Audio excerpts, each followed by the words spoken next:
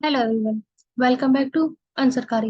Last lesson में हमने discuss किया था कि किस प्रकार खड़ी बोली से दो नई धाराओं का निर्माण हुआ था, जिसमें एक दक्कनी हिंदी थी और दूसरी जिसे हिंदुस्तानी या उर्दू भी कहा गया था, या फिर दक्कनी हिंदी, जो 17वीं 18वीं शताब्दी तक आते आते उर्दू में परिवर्तित हो गई थी।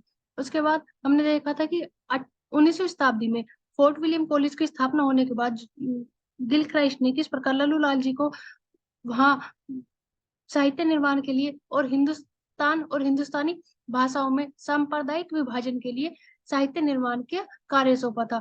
और सिंहासन बत्तीसी या 42 40 जैसी रचनाओं में हमने देखा था कि किस प्रकार खड़ी बोली का प्रयोग देखने के लिए मिलता है, तथा अरबी फारसी के शब्दों के साथ साथ तत्सम तद्भव शब्दों का प्रयोग मिला था। खड़ी बोली, जब हम खड़ी बोली के इतिहास की बात करते हैं तो हमें पता चलता है कि खड़ी बोली का प्रयोग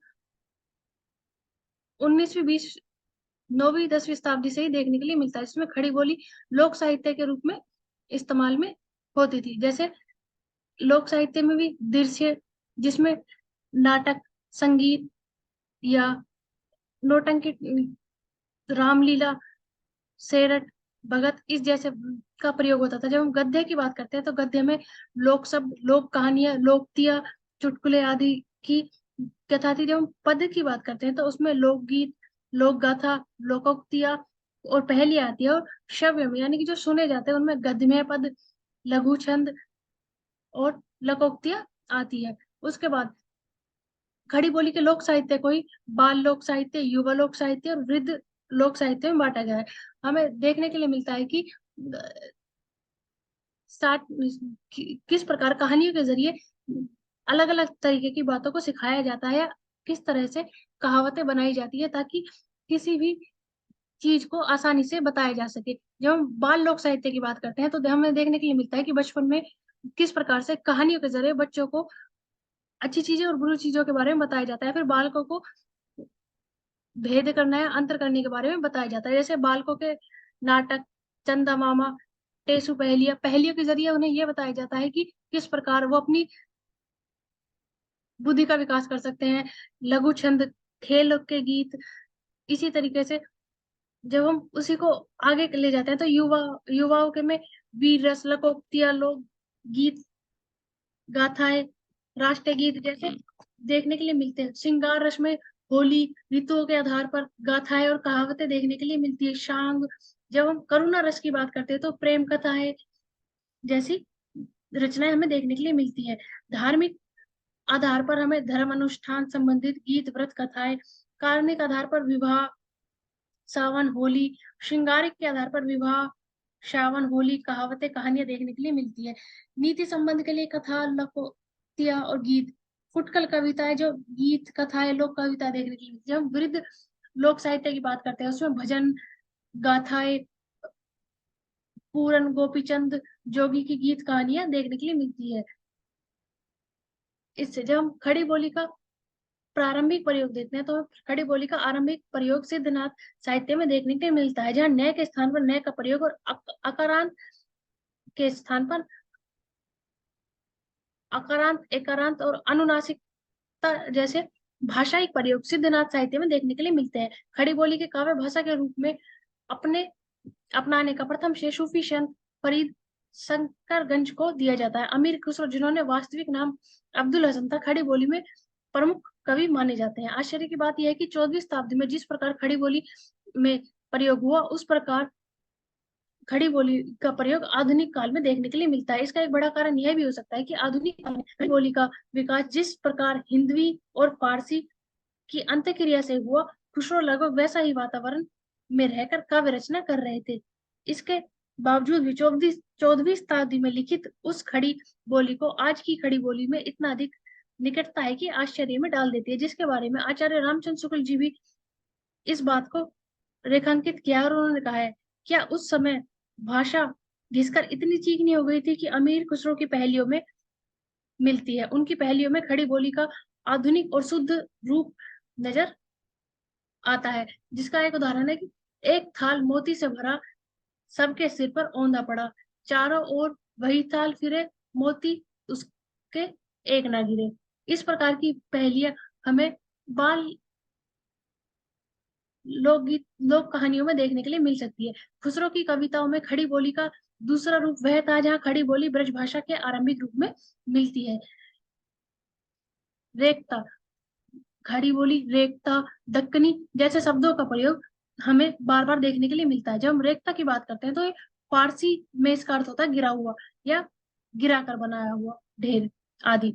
भारत में रेखता शब्द का प्रयोग पहले छंद और संगीत के क्षेत्र में किया जाता था। इन दोनों ही क्षेत्रों में इसमें मिलने या मिश्रण का भाव आता था। फारसी और भारतीय पद्धति को मिलाकर इसे बनाया गया था। साथ ही ऐसे छंदों को भी रेखता कहा गया है जिनमें कुछ अंश फारसी का तथा कुछ हिंदी का हो। जैसे खुसरो की प्रसिद्ध पंक्ति है, जहाल मशकी मुकन तगफुल दुराए नैना बनाए बतिया। इसमें हम देख सकते हैं कि ज के नीचे जिस बिंदी का प्रयोग किया जाता है वह फारसी पद्धति में देखने के लिए मिलती है, जिसे नुक्ता कहा जाता है। इस प्रकार फारसी के और हिंदी के शब्दों को मिलाकर खुसरो ने इन पंक्तियों का निर्माण किया है। आगे इसी मिश्रण की दृष्टि से 1700 से कुछ पूर्व से 1800 के कुछ बाद तक उर्दू की पद्य भाषा रेखता कही गई और इसमें हिंदी व्याकरण के अरबी फारसी शब्द का मिश्रण था। भाषा के अर्थ में प्रारंभ में यह शब्द हिंदी या हिंदवी का पर्याय था, किंतु 18वीं शताब्दी में इसका प्रयोग मुसलमानों की भाषा केवल दक्षिणी भाषा या उत्तरी दक्षिणी दोनों के लिए किया जाने लगा। इस रूप में यह शब्द उर्दू का प्राय हो गया। 19वीं शताब्दी में यह बात स्पष्ट दिखाई पड़ने लगी कि गारसो द तासी के इतिहास इत्सवार द लिटरेचर एदुई ए हिंदुस्तानी से भी इस बात का संकेत मिलता है, जिसमें एदुई तो हिंदवी हिंदुवी और एदुस्तानी हिंदुस्तानी यानी उर्दू का अर्थ है। और हेनरी यूल तथा बर्टल ने अपनी प्रसिद्ध कोर्स ऑप्शन ऑप्शन में भी यह स्पष्ट किया है कि इसे उर्दू कहा गया है। जब हम आरंभ में हिंदुवी हिंदुस्तानी या हिंदवी शब्द को देखते हैं तो हमें पता चलता है कि अरबी फारसी के शब्दों के प्रयोग के कारण इसके यह नाम पड़े होंगे। आरंभ में अरबी में ई शब्द की अधिकता देखने के लिए मिलती थी, इसीलिए हिंदवी शब्द का प्रयोग हुआ होगा। उसके पश्चात ई में परिवर्तित होने लगा और हिंदवी शब्द अधिक प्रचलित हो गया। तो हम कह सकते हैं हिंदुवी हिंदू हिंदी हिंदवी एक ही भाषा के अलग अलग समय में पड़े नाम है। 19वीं शताब्दी के आसपास हिंदुस्तानी का प्रयोग कभी तो उर्दू के लिए होता और कभी उर्दू हिंदी के बीच की भाषा अर्थात सरल हिंदी या सरल उर्दू के लिए मिलता था। इसी आधार पर ग्रियर्सन ने कोरवी को वर्नाकुलर लैंग्वेज कहा है। हिंदी के जिस स्वरूप को राष्ट्रीय भाषा का सम्मान दिया गया है वह ना तो सूरदास की हिंदी है न मानस की, बल्कि खड़ी बोली हिंदी है। गौरव की इस चोटी तक पहुंचने के लिए उसने अनेक संघर्षों से होकर गुजरना पड़ा। यह तो निर्विवाद हो गया कि हिंदी की दिल्ली मेरठ प्रांतीय विभाषा के आधार पर ही वर्तमान राष्ट्रीय भाषा हिंदी का विकास हुआ है, परंतु आरंभ में इसका नाम खड़ी बोली क्यों पड़ा, यह विद्वानों के तमाम परतों के बाद भी विवादग्रस्त है। अलग अलग भाषा वैज्ञानिकों ने इस पर अलग अलग मत दिए हैं। खड़ी बोली की ध्वनियों में मध्यवर्ती है का लोप हो जाता है। उदाहरण के लिए शहर कितनी दूर है, यहाँ पर शहर शब्द के बीच में की गई है ध्वनि का लोप हो गया है। वही ए में परिवर्तित हो जाता है। तुम्हारी का तुम्हारी हो जाता है। इसी का उदाहरण है, इसमें महाप्राण वर्ण और अल्प प्राण हो जाने का साधारण बात है। उदाहरण के लिए मुझे दो का मुझे मुझे दो। ड ढ साहित्य बोली के विभिन्न रूपों में प्रयुक्त होता है, जैसे यथा, गाड़ी, बड़ा, ना कहा, गाड़ी, बड़ा कहा आदि। इसमें तद्धित का भी बहुत प्रयोग होता है। उदाहरण के लिए जाट के नाई के कु कहियो। आकारांत शब्दों का वर्तमान, भूत और भविष्य के लिए निम्नलिखित रूप आते हैं। जब हम वर्तमान की बात करते हैं तो आवे जावे के लिए वो जावे, हम जावे, तू जावे, मैं जाऊं जैसे शब्दों का प्रयोग होता है। जब हम भूतकाल की बात करते हैं तो वो जावे था, वो जावे थी जैसे शब्दों का प्रयोग होता है। भविष्य काल के लिए वो जावेगी, तुम जाइयो, मैं जाऊं क्या, हम जावे क्या, वो जावे क्या, वह जा रहा, वो जा रहे, हम जा रहे, तू जा रहे, वो जा रहा, वे जा रहे, हम जा रहे, तू जा रहा जैसे शब्दों का प्रयोग हमें देखने के लिए मिलता है, जिसमें आकारांत की अधिकता पाई जाती है।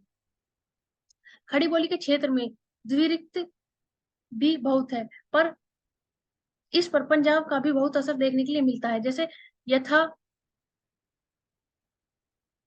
रोटी वोटी, खावे वावे, दाल वाल, चाय वाय। आ और ए और आ के बाद ई में बदले यह होता है। यथा, आ ई, जा ई के स्थान पर आए जाए तथा भविष्यवर्ती में आए है, ये जाए है जैसे शब्दों का प्रयोग देखने के लिए मिलता है।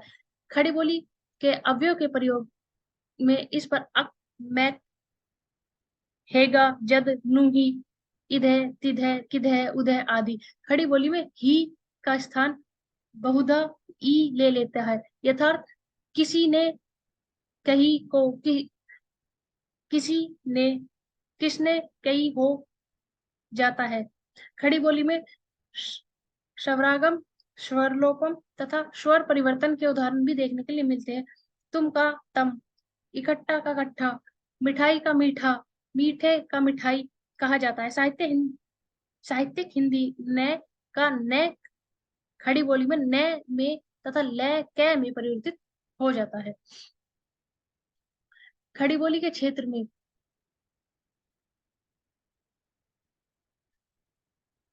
आचार्य रामचंद्र शुक्ल ने अपने इतिहास में मुंशी सुखदास लाल निजाय कृत एक पुस्तक का, जो विष्णु पुराण के आधार पर लिखी गई है और अधूरे रूप में प्राप्त है, उल्लेख किया है। शुक्ल जी के अनुसार मुंशी जी की यह गद्य न तो किसी अंग्रेजी अधिकारी की प्रेरणा से और न ही दिए हुए नमूनों पर लिखा गया है। अपने समय के उन्होंने हिंदुओं की बोलचाल की जो श्रेष्ठ भाषा चारों ओर पूर्व प्रांतों में प्रचलित थी, उसी के आधार पर लिखा है, जिसमें अन्य किसी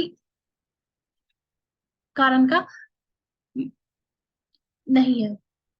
इसी आधार पर हिंदी भाषा के विकास का संबंध प्रेम सागर से जोड़ा जाता है और 12 भागों को इस विकास परंपरा से अलग रखा जाता है। डॉक्टर रामविलास शर्मा इस नीति से सहमत नहीं है।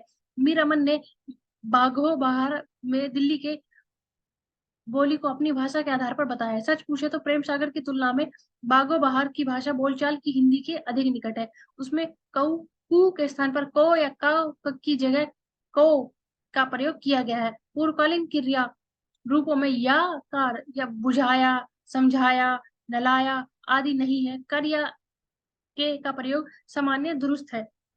क्रिया और मुहावरों के प्रयोग जो सौदा, मी या गालिब की रचनाओं में मिलते हैं, वो यहाँ भी है। सामान्य बोलचाल के शब्दों के बीच बीच में कुछ कठिन अरबी फारसी के शब्द आए हैं, पर कुल मिलाकर भाषा ऐसी है जिसे दिल्ली, आगरा और उत्तरी भारत के दूसरे शहरों में हिंदू मुसलमान आसानी से समझ सकते हैं।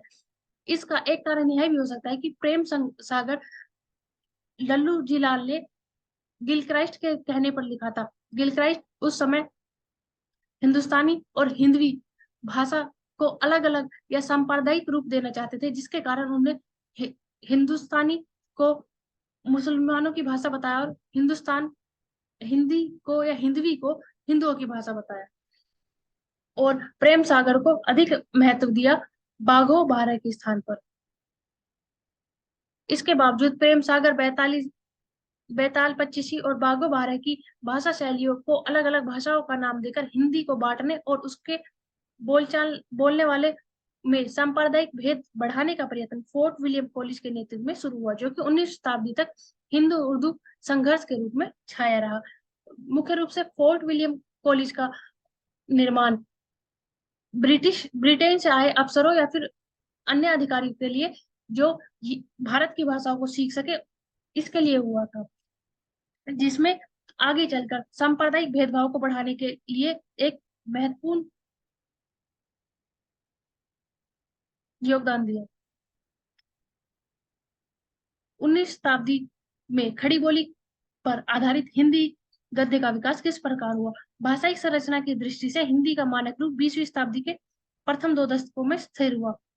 19वीं शताब्दी में हिंदी क्षेत्र के विभिन्न जनपदों में विशेषकर खड़ी बोली और ब्रज भाषा को भाषित रूप तथा विभिन्न जनपदों में प्रचलित बोलचाली के शब्द संस्कृत तत्सम शब्दों का अरबी फारसी के शुद्ध रूपों में मेलजोल, संघर्ष और क्रिया प्रतिक्रिया से हिंदी गद्य भाग का विकास होता रहा है।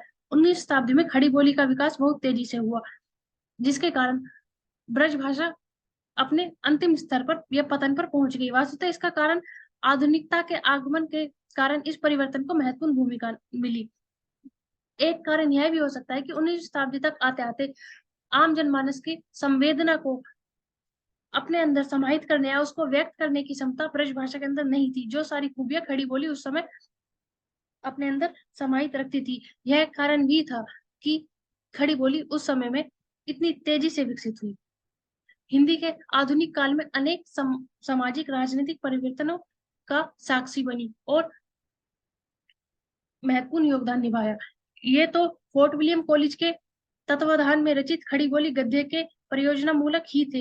यह परिवर्तित 6 दशकों में परियोजन मूलक हिंदी गद्य का विकास विशेषकर 2 क्षेत्रों में हुआ। एक ईसाई मिशनरियों की, जिसमें खड़ी बोली के विकास के लिए ईसाई मिशनरियों का भी महत्वपूर्ण योगदान है। धर्म प्रचार में उन्होंने बाइबल के कुछ विशेष अंशों का सरल हिंदी में अनुवादन करवाकर छोटी छोटी पुस्तकों में निःशुल्क विवरण करवाया। इससे देवनागरी लिपि और खड़ी बोली का व्यापक प्रसार होने लगा, जिसमें फोर्ट विलियम कॉलेज के भाषा मुंशियों की सहायता से न्यू टेस्टामेंट नाम का हिंदी का अनुवादन किया। कैर की अध्यक्षता में 1813 से लेकर 1818 में ओल्ड टेस्टामेंट का अनुवाद अलग अलग हिस्सों में प्रकाशित हुआ। फोर्ट विलियम कॉलेज के प्रभाव से धर्म प्रचार की यह धारणा बनी कि अरबी फारसी शब्दों की प्रधानता भाषा ही हिंदुस्तान की आम बोलचाल की भाषा है। इसलिए इस समय बाइबल के जो अनुवाद किए गए उनको अरबी फारसी शब्द मिश्रित थे, पर जल्द ही यह भ्रम दूर हो गया। 1811 में जब फादरी चैम्बरलिन और पिकॉप अपने अपने परिवार के साथ आगरा मिशनरी पहुंचे तो उन्होंने पाया कि लोगों की भाषा शुद्ध हिंदी है और बोलचाल की भाषा हिंदुस्तानी समझते हैं।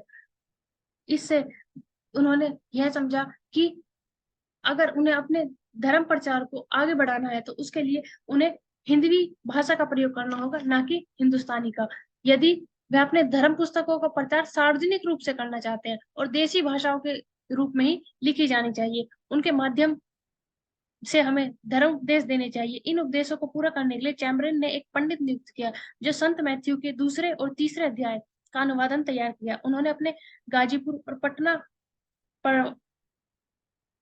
प्रवास में भी चैम्बरन ने यह अनुभव किया कि गिलक्राइस्ट हिंदुस्तान की आम जनता की भाषा नहीं है। चैम्बरन ने देवनागरी लिपि में लिखे जाने वाली इन भाषाओं को सीखने के लिए व्यवस्था की और अपने द्वारा स्थापित स्कूलों की स्थापना की। अपने अनुभव के आधार पर उन्होंने देवनागरी लिपि का ही अधिक से अधिक प्रचार करना आवश्यक समझा।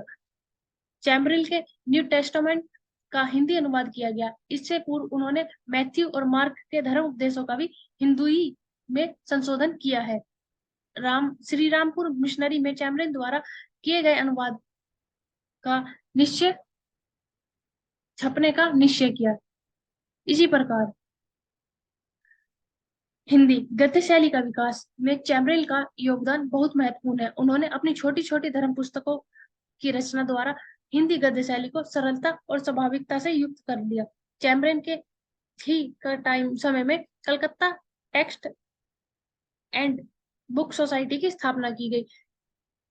इस बुक सोसाइटी ने सिर्फ धर्म पुस्तकों पर नहीं, धीरे धीरे पाठ्य पुस्तकों की तरफ भी ध्यान देना आरंभ किया, जिसमें इन्होंने सिर्फ स्टूडेंट तक सीमित न रहकर वहां की स्त्रियों को शिक्षा के लिए स्कूल स्थापित किए। अनाथालय का ही मिशनरियों के लिए सिर्फ अनाथालय का ही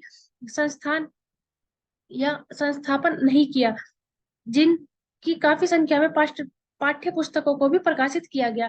मिशनरियों ने धर्म पुस्तकों के साथ साथ स्कूल की पाठ्य पुस्तकों का भी प्रकाशन करने के लिए अनेक सोसाइटियां खोली। कलकत्ता ट्रस्ट बुक सोसाइटी की स्थापना की गई।